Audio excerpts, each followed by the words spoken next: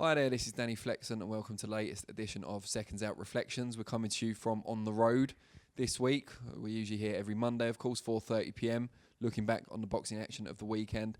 And it just so happens that this Monday I'm in Frank Warren, Queensbury Promotions office near Cheshunt in Hertfordshire.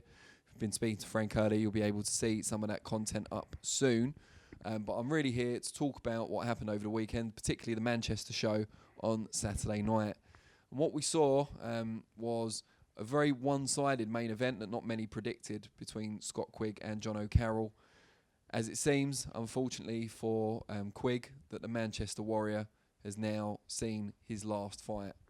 I think a lot of people were picking Quigg to win. They felt that if he could compete up at super featherweight, as he had once at super bantam and feather, and that if he didn't show too much ring rust from a long period off after a severe biceps injury, that he'd have a little bit too much for Carroll, who's very strong physically and a good boxer, but had shown to be lacking at the very top level in his title defeat to Tevin Farmer. And I was certainly one of those people as well. But as it turns out, we realised, probably around the same time as Quigg himself realised, that it just wasn't there anymore. That little bit of extra timing, accuracy, judgment of distance that boxers at the top level rely upon to get the job done seemed to have deserted him. Not exactly overnight, because as I said, he's been inactive for a long time, but it certainly wasn't there as it had been in his previous title challenge at featherweight with Oscar Valdez and his great super bantamweight title reign of around 5 years ago. Quigg, as honest as they come, a humble guy, and he was quick to admit after the fight, as he hinted strongly at retirement, that he just wasn't the same fighter as he had been, and whether it was the injuries, the sparring wars that he'd had both in Joe Gallagher's gym and more so in the wild card in Los Angeles under Freddie Roach, something had ebbed away at the things he needs to compete at world level. Don't want to take too much away from Jono Carroll, because he boxed in a way I'd never seen previously.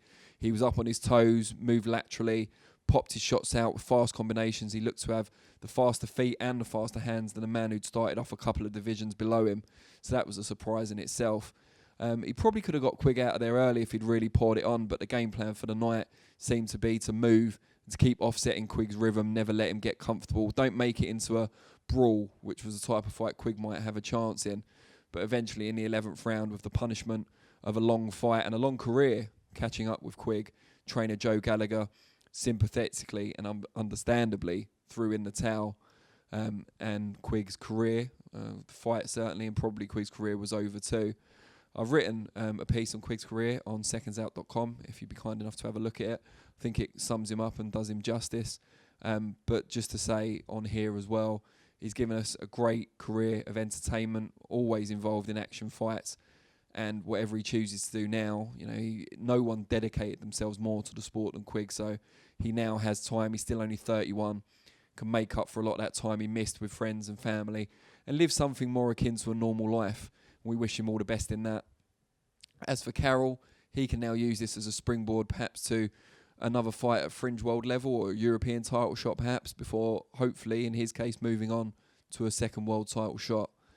Should also mention on the Manchester card, we saw the WBO's two top super middleweight contenders clash in what was kind of an unofficial eliminator for the WBO super middleweight belt, held by Billy Joe Saunders, of course, who's got a big fight of his own coming up.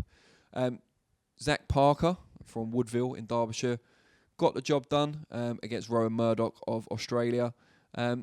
Pretty competitive fight early on before Parker pulled away, had the greatest skill set. Murdoch was a strong guy, quite athletic, had really fast feet, but just didn't have the nuances and the skills of Parker. And now Zach will look to secure his shot, although whether it's against Saunders or not remains to be seen. Now that's it from me this week, but I want to hear what you've got to say. So comment below what you think of Scott Quigg's career and where Carroll can go from here as well.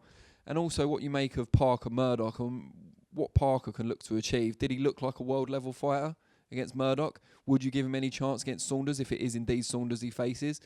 Could it even be Canelo? I'm not sure that's something the Parker team would want to entertain, although the money would surely be pretty attractive. Let me know what you think. I'll respond to some of the better comments. This Thursday, I'll be back for ReFLEXions, looking ahead to next weekend. And I'll be back for the next ReFLEXions Monday next week, 4:30 p.m. Appreciate your time as always, and I'll see you all soon. Cheers.